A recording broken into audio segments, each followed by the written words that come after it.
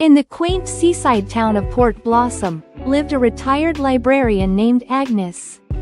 She spent her days tending to her small garden and evenings lost in books, a comfortable routine that filled her life after her husband passed away.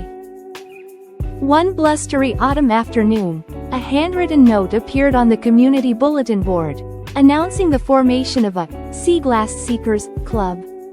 Intrigued, Agnes decided to attend the first meeting.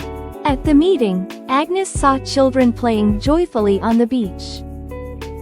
The club was led by a young marine biologist, Liam, who shared his knowledge of the ocean and its treasures. Agnes, initially hesitant, found herself drawn to the hunt for sea glass, each shard a tiny piece of history shaped by the relentless waves. As Agnes spent more time with the sea glass seekers, she rediscovered a sense of purpose and belonging. The salty air, the rhythmic sound of the waves, and the camaraderie of the group filled a void she hadn't realized was there. Agnes found herself laughing and talking more, sharing stories of her life and listening to others. Liam smiled at Agnes and they worked together to find sea glass. One day, while sifting through the sand, Agnes found a rare piece of ruby-red sea glass, a treasure whispered about in local legends.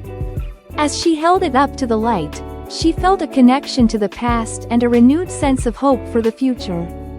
At the end of the day, Agnes felt peaceful. Port Blossom was a small town again, but now Agnes wasn't alone. She found herself a new community and Agnes knew that from that day on, she was content and happy.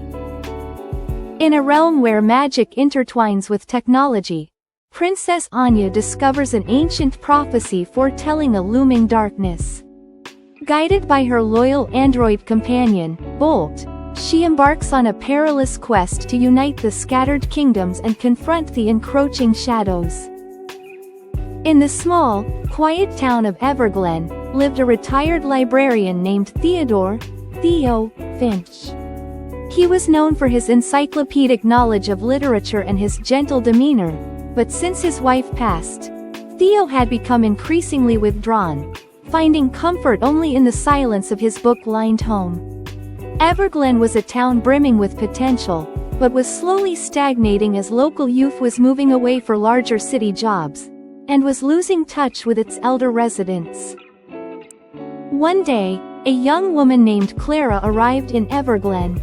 She was a recent college graduate, armed with a degree in social work and a boundless enthusiasm for making a difference. Clara noticed that the only place with any activity was the post office and the local park with elder residents, and decided to start a pen pal program to bridge the generational gap. She approached Theo, hoping he could connect her with residents interested in writing. Theo, initially hesitant, slowly warmed to Clara's infectious optimism.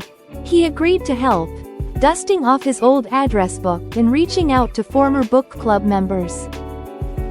The Pen Pal program started small, with only a handful of participants. Clara paired the young people with the elders, carefully matching their interests. Over time, letters began to flow between generations, sharing stories, dreams, and fears. One of the young pen pals, a high schooler named Noah, expressed to his elderly partner, a former carpenter named George, about his lack of confidence in pursuing woodwork due to his shaky hands. George, now with arthritis, wrote back explaining that he felt the same when he was his age, but, as long as you have passion in your heart, there is nothing you can't make.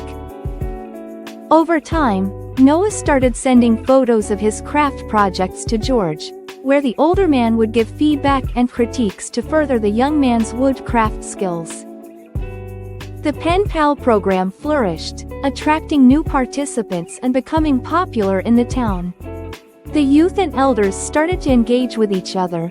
There was more and more communication between each individual. Clara was busy managing the Pen Pal program but felt she needed additional help. Noah's growing confidence encouraged him to start a woodworking group with other youths. Clara's Pen Pal program revitalized the town, encouraging interactions and making the town more active.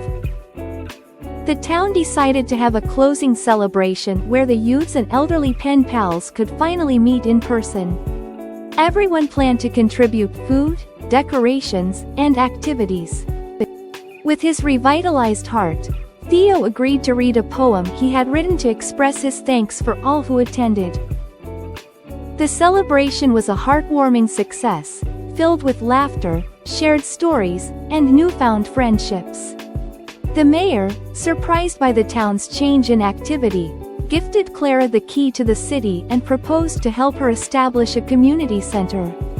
Clara, in her acceptance speech, thanked everyone in the town, including Noah and Theo. Noah thanked George, the townspeople thanked the other townspeople, and Theo thanked Clara. The town was brought together again due to a pen pal program, and everyone realized the importance of having community in their hearts. Theo, seeing the impact he had helped create, realized that his knowledge and experience were still valuable, and he found a renewed sense of purpose in guiding Clara in her community-building endeavors. He opened a small book corner in the new community center.